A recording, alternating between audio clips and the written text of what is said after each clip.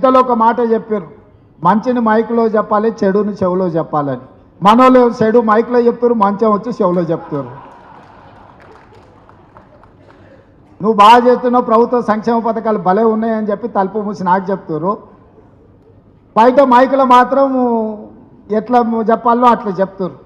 ఇది పార్టీకి ఏమాత్రం కూడా లాభాన్ని తెచ్చిపెట్టదు. పార్టీకి తీవ్రమైన, ప్రభుత్వానికి తీవ్రమైన నష్టాన్ని తెచ్చిపెడుతుంది. దయచేసి సమావేశంలో ఉన్న పెద్దలందరికీ నా సూచన ఒకటే, పెద్దలు ఊరికేనే చెప్పలేదు, మంచిని మైకులో చెప్పుర్రి, చెడుని చెవులో చెప్పుర్రని.